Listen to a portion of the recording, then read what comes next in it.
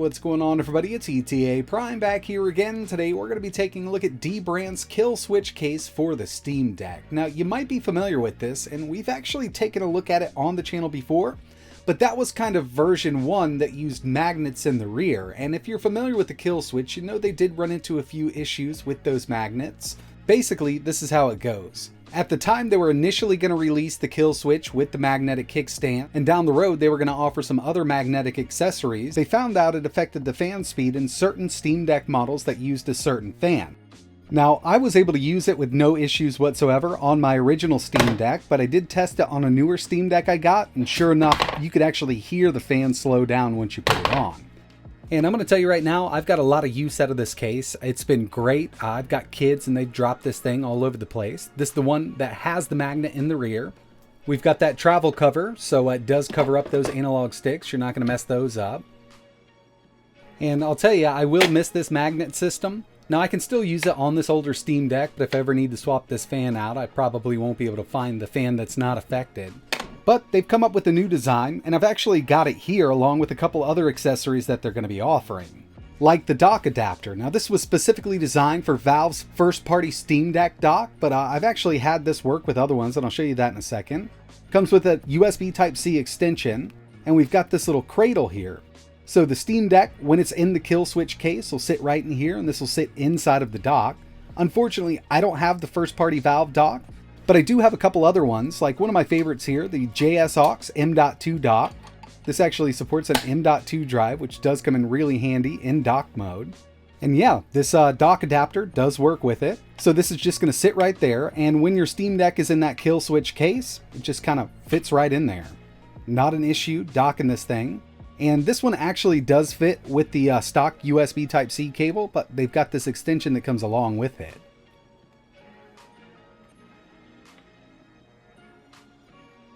Another accessory they're offering over on their website for the Steam Deck are screen protectors. And you know, I completely understand you can get these on Amazon, not the Dbrand versions, but there's a lot of companies out there making them.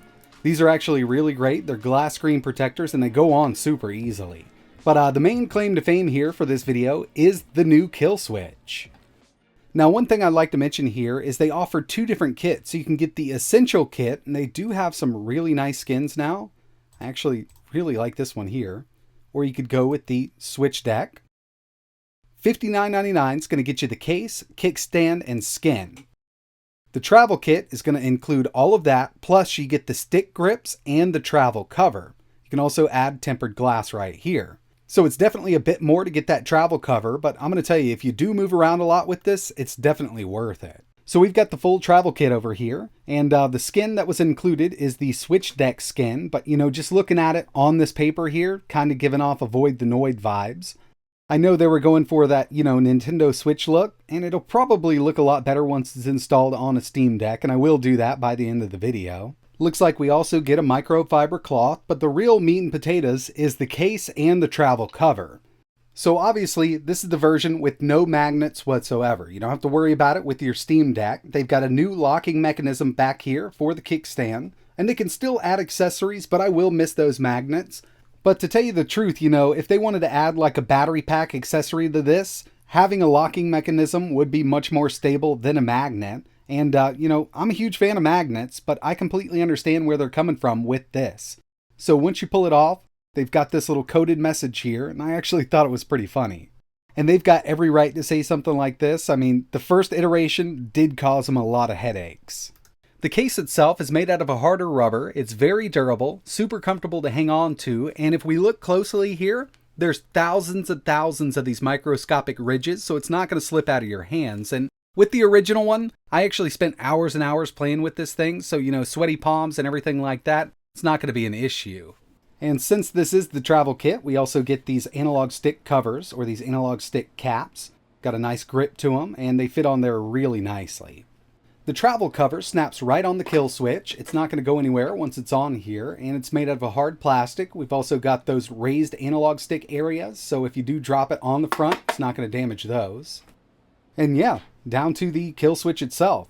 So, like I mentioned, it's got a little bit of a flex to it. The midsection on the interior is kind of like a felt, so it's not going to scratch up the back of the Steam Deck. And that midsection is also made out of kind of a harder plastic than the outer edges. And yeah, I mean, I love the material they used, or just the texture they chose to use on this. It feels really nice. Personally, I can't wait to see what kind of accessories are released for this thing. With this new locking mechanism, I mean, there's a lot of things that can be done with this. First thing that comes to mind is kind of an external battery pack that locks right on here. So I'm just going to go for it with these switch deck vinyls, and if it doesn't turn out to look much like a switch, then I could just tell everybody I love Domino's pizza. But you know, if that's the case, I wish they would have sent over kind of a Papa John's color scheme. So first thing I wanted to do was just clean this up with some isopropyl alcohol. I've got my heat gun going right now just to kind of dry it off, and you will need heat for these vinyls.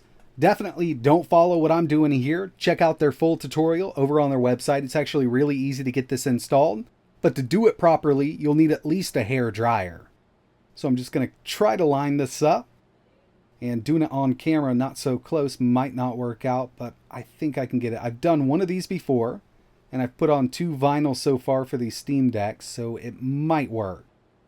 And, you know, you can peel this back up and, you know, reapply it, but getting it down the first time is really the way to go. They do use some top-notch vinyl here, so it does apply really nicely.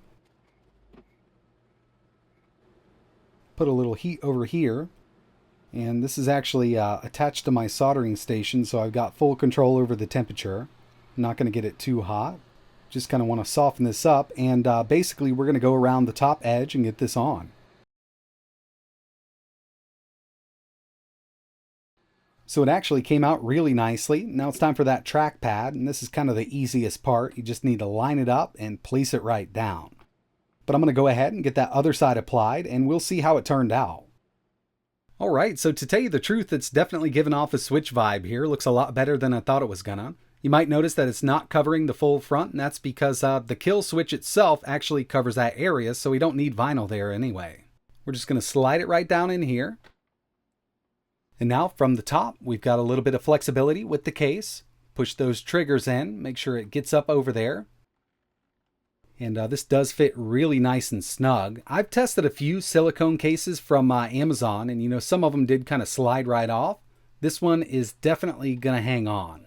And I will tell you, up at the top here where we applied heat to that vinyl, just make sure you kind of pull the case up a little more. Just make sure you get over it so it doesn't roll it off.